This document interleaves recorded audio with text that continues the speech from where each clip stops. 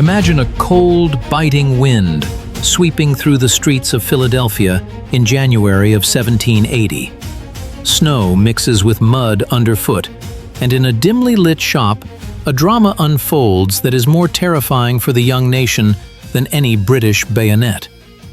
A Continental Army soldier, in a worn uniform with frost-bitten fingers, places a wad of paper money on the counter. "United Colonies" is proudly written on them, but the merchant looks at these papers with undisguised contempt. He pushes them away with the back of his hand, as if they were not money, but dry autumn leaves. For this pile of paper, he won't even give a pound of flour. The soldier clenches his fists in despair, but he is powerless.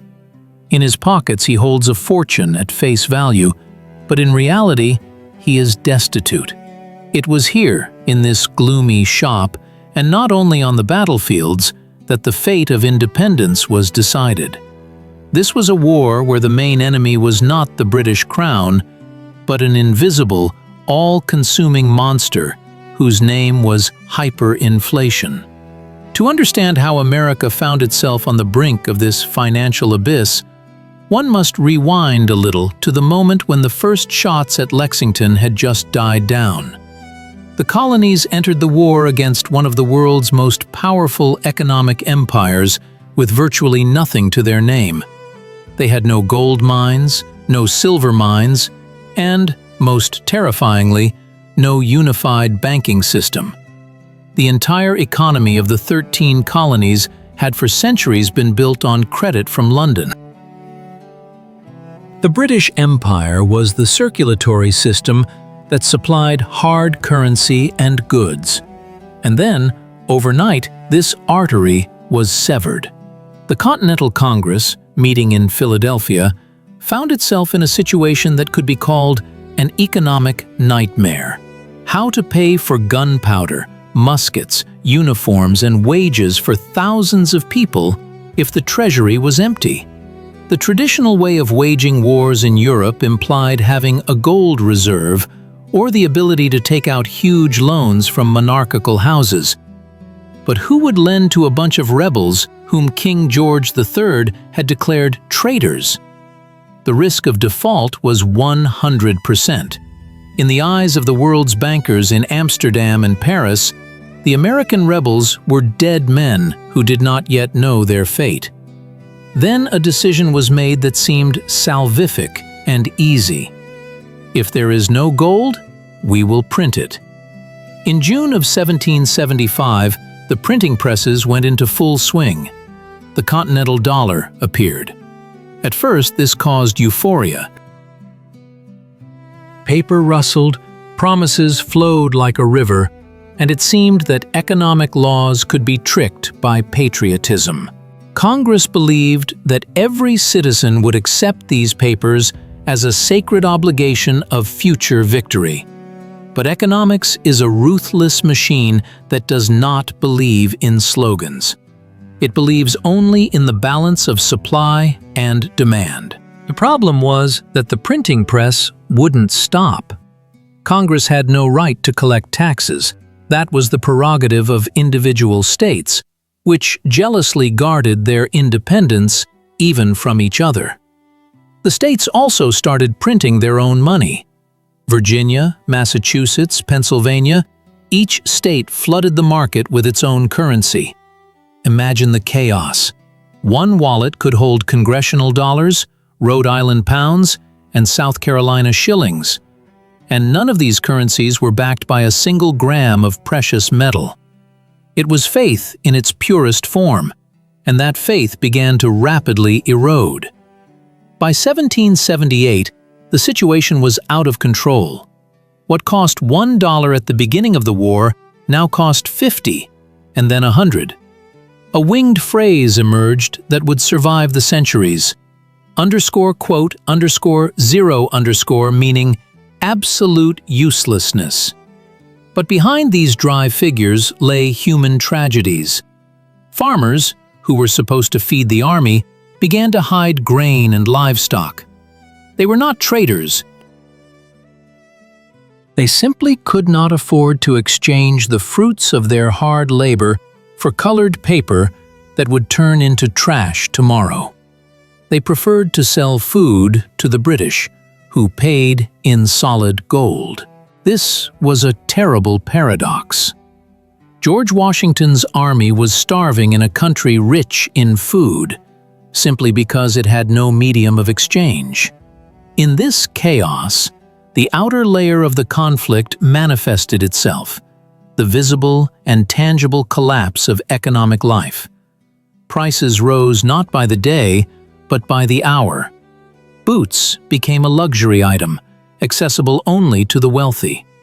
Soldiers at Valley Forge left bloody footprints in the snow because the quartermasters had no real money to buy shoes. Speculators amassed huge fortunes by buying goods and holding them until the next price jump. Society fractured. Those close to power and supplies grew rich, while widows, orphans, and soldiers receiving wages in depreciating paper became impoverished. This undermined morale more than defeats on the battlefield. People began to ask, what freedom are we fighting for, if this freedom brings hunger and ruin? However, behind the external economic collapse lay a deep internal conflict unfolding in the minds and hearts of the key figures of the revolution. At the center of this storm stood a man whose name is remembered less today than Washington's or Jefferson's, but without whom victory would have been impossible: Robert Morris. He was called the financier of the Revolution. He was the wealthiest merchant in Philadelphia, a man who understood the language of money better than the language of declarations. He saw what others did not. War is not just heroism, it is accounting. Morris found himself at the epicenter of an impossible choice. Congress demanded he supply the army, but provided no means to do so. And then Morris began doing what, in any other situation, would have been called madness. He started financing the war from his own pocket. He staked his personal reputation, signing promissory notes in his own name, because no one trusted the signature of the United States, but they trusted Robert Morris's signature. It was a daily drama of a man watching his colossal fortune melt away, burning in the furnace of war, yet continuing to write checks. He used his trade connections to secretly smuggle goods through the British blockade, organized privateering raids to capture British ships and sell their cargo. It was a war of nerves. Every morning he woke up with the thought that today this entire pyramid would collapse, and he would end up in debtor's prison. Parallel to Morris's drama, George Washington's internal tragedy unfolded. The general, who was supposed to be a symbol of steadfastness, was forced to become a petitioner. His letters to Congress from those years are not reports of victories, but cries for help. He saw his soldiers turn into skeletons. He saw mutinies. In 1781, the Pennsylvania line revolted. Veterans, who hadn't seen pay in years, took up arms and marched on Philadelphia to demand justice. Washington understood their pain. He knew they were right, but as commander, he had to suppress the mutiny to preserve the army. This internal rift, the necessity of punishing people for demanding what they deserved, became the heaviest moral test for the future president. He understood that without a financial solution, discipline hung by a thread. And here we move to the third, deepest layer of the conflict, the ideological and philosophical. The War of Independence raised fundamental questions about the nature of money and power. What is money? Is it gold, or is it a social contract? The Founding Fathers faced a dilemma that would define the country's future for centuries. On one side were proponents of strong central authority, such as Alexander Hamilton, Washington's protege and future associate of Morris. They argued that without a centralized bank, without a national debt that tied wealthy citizens to the government, the country would not survive. They looked to England's experience and saw in its financial system a source of strength. On the other hand, there was a powerful opposition, ideologically close to the agrarian views of Thomas Jefferson. For them, a central bank and paper money were instruments of tyranny, a diabolical invention allowing a handful of bankers to control the destinies of free farmers. They feared that, having overthrown one king in London, they would create a new, financial king in Philadelphia. For them, freedom meant the absence of debts and dependencies. This philosophical conflict made any attempts at reform agonizingly slow. Every step towards creating an effective financial system met fierce resistance in Congress. Deputies feared giving the center the power to collect taxes, seeing in this the specter of the British Parliament. The paradox was that the desire for absolute state freedom led to defeat in the war for that very freedom. Without financial centralization, the revolution faltered. The turning point came when the situation seemed hopeless. By 1781, the Continental Dollar had ceased to exist as a real currency. The phrase, "not worth a continental," became a reality. Bills were used to wallpaper walls and light fireplaces. It was at this moment of despair that a transformation occurred in the consciousness of the elites. It became obvious that the war could not be won by old methods. Robert Morris proposed a daring plan: the creation of the Bank of North America, the first commercial bank in U.S. history, modeled after the Bank of England. This was a radical step. The bank was to accumulate real gold and silver, mostly obtained from French loans, which Benjamin Franklin had secured with immense difficulty, and issue reliable banknotes against it. But most importantly, it was a change in mindset. Morris and his associates understood that trust was the key to victory. Not coercion, but financial incentive. It was necessary to make it profitable for wealthy people to support the revolution. Help also came from an unexpected source. Haim Salomon, a Jewish broker and immigrant from Poland, became Morris's right-hand man. This man possessed a unique talent for finding money where it seemed there was none. He converted French bills of exchange into cash, negotiated with merchants, personally lent huge sums to members of Congress, including future presidents, so they could simply buy food and stay in Philadelphia to work.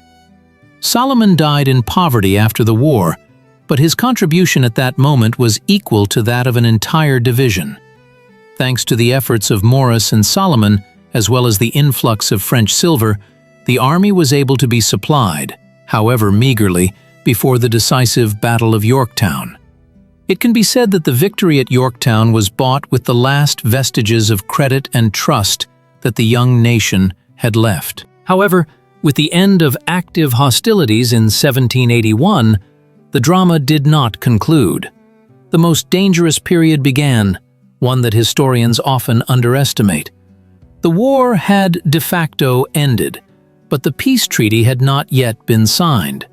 A massive army stood in Newburgh, New York. Soldiers and officers had not received pay for years. They understood that as soon as peace was officially signed, Congress would simply disband them, sending them home penniless. In this atmosphere, the Newburgh Conspiracy was born. This was a moment of peak tension, the culmination of the entire financial crisis of the war. A group of senior officers began discussing the possibility of a military coup. The idea was simple and terrifying. If Congress wouldn't pay, the army should seize power. Replace ineffective democracy with a military dictatorship that would ensure order and justice. This was the Rubicon that many revolutions in history had crossed, descending into tyranny. America stood on the brink of an abyss. A country that had fought against tyranny was ready to breed its own Caesar. On March 15, 1783, officers gathered in a large wooden building known as the Temple of Virtue, to discuss an ultimatum to Congress. The atmosphere was charged to the breaking point. The anger, accumulated over years of hardship, was ready to erupt. And then, George Washington entered the hall. His appearance was unexpected. He did not support the rebels, but he could not ignore their pain either. He stood before his comrades in arms to deliver a speech. He spoke of honor, of patience, of how a military coup would destroy everything they had shed blood for. But the words bounced off the stony faces of the officers. They had suffered too much to believe pretty phrases. Washington felt he was losing his audience. Then, he pulled out a letter from a member of Congress to read it and prove that the authorities were seeking a solution. He opened the paper, paused, and then, with a trembling hand, took out his spectacles from his pocket. The officers had never seen him in glasses before. Washington, always a paragon of physical prowess and enduring strength, quietly said, "Gentlemen, you must pardon me. I have not only grown gray, but almost blind in service to my country." At that moment, a ringing silence fell in the hall. This simple human gesture, this admission of his own vulnerability and sacrifice, instantly shattered the wall of anger. The officers, who had been through the hell of war, saw before them not a bronze monument, but a tired man who had given his all to the common cause, just as they had. Many wept. The conspiracy crumbled not from threats and not from the force of arms, but from a moment of sincere human unity. Washington saved the Republic not on the battlefield, but in that wooden barracks, preventing a military dictatorship. But this catharsis did not solve the economic problems. It merely granted a reprieve. After the war, America plunged into a severe depression. British markets were closed, and debts were colossal. It was this post-war economic chaos that became the main lesson and resonance, echoing to this day. It became obvious that a loose confederation of independent states was unsustainable. The inability of Congress to collect taxes and regulate trade, the absence of a unified currency, all this led to Shays' Rebellion in 1786, when ruined farmers again took up arms. The economic lessons of the War of Independence became the foundation upon which the U.S. Constitution was built. The Founding Fathers, gathered in Philadelphia in 1787, were terrified by the economic chaos. Article 1, Section 8 of the Constitution, granting Congress the right to coin money and regulate the value thereof, is a direct response to the nightmare of hyperinflation of the Continental Dollar. The idea that a strong nation is impossible without a strong financial system finally prevailed.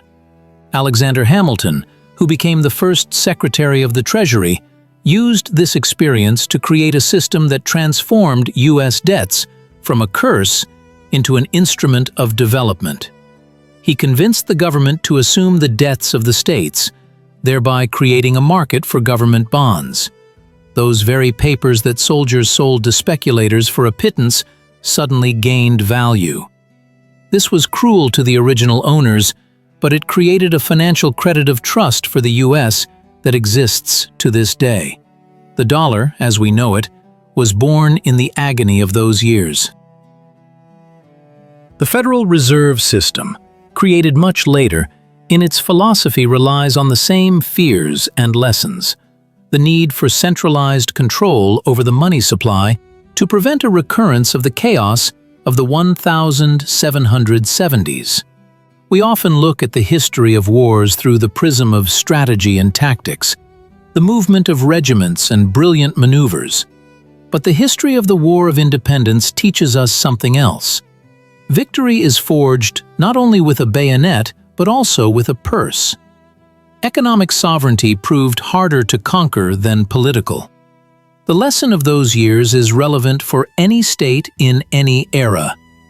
Unsecured money is a tax on the future, and inflation can destroy society faster than an enemy army. Looking back at that scene in the Philadelphia shop, we see not just a merchant's refusal to accept a piece of paper. We see a moment of truth. That worthless banknote thrown on the counter was a symbol of sacrifice. It burned in the flames of inflation so that from the ashes a new, stronger system could be born. The American economy, which later became the largest in the world, grew out of the ruins, mistakes, and despair of those 8 years when the dollar wasn't worth the paper it was printed on. But the price of freedom it paid for turned out to be immeasurably higher than any gold. The cycle closed. Chaos spawned the need for order, and order created the foundation for prosperity. Thus ended this chapter of history, where accounting proved to be as heroic as a cavalry charge.